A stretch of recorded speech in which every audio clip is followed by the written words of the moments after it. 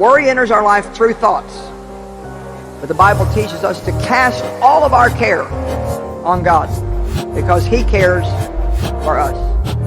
Life is real, and we never know exactly what's going to come our way, but we do know God.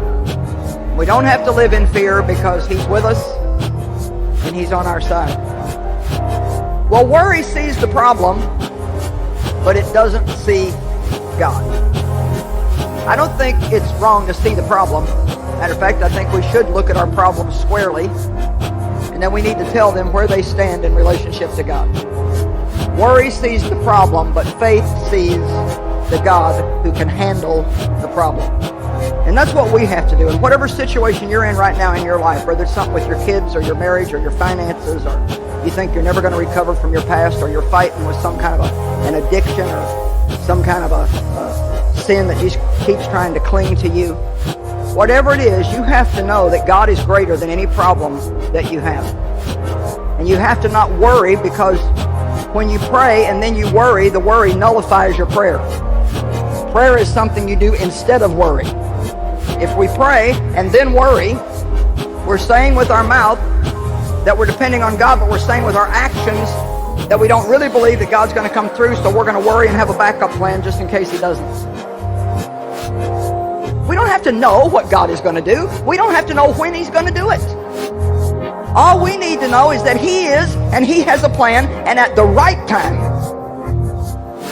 not our time, but at the right time, God will execute that plan. Matter of fact, I'm going to tell you something that's just bubbling up in my heart right now. God is working in your life, every single one of you. God is working in your life right now in ways that you cannot feel, don't see, and don't understand. And everything that we go through, we need to lift up our voice and say, God, I believe You're working in my life right now. I'm expecting something good. And God is with you in your situation. Some of you are in very difficult situations. And yet in the midst of that, you have joy and peace and you have hope. And only God can give us that. God is with you. Just because you have a problem, that does not mean that God has abandoned you. God is with you. God gives you what you need. And I'm sure that many of you have things looming out there in the future that you know is going to require answers. And you don't have those answers. But you know what? The greatest way that you can show faith in God is to refuse to worry about it, refuse to think about it excessively, and every time it comes to your brain, just say, I don't know what I'm going to do, but I know the God who does know what I'm going to do.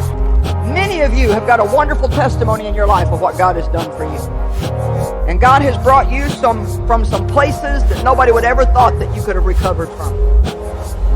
Of course, I have that same testimony myself, and I'm telling you what, God is no respecter of persons. His promises are not for somebody else or an elite few. They are for you. He is here right now. And He is taking care of your situation. You don't have to worry. God will do one of two things if you have a problem. He will either remove the problem, which is always our first choice, and usually the only thing that we think we can even be remotely satisfied with. He will either remove the problem, or He will give you the strength, the grace, the ability to go through the problem. Now, I know we don't like the going through part, but I'm telling you, if you can say, God, I know You'll do one of two things. You're either going to remove this, you're going to move it, you're going to take it away, or you're going to give me the grace to deal with it. And if we can trust God enough to leave that choice up to Him, because if He lets us go through it, then He's got a purpose in mind. There's something we're going to get out of it that we need.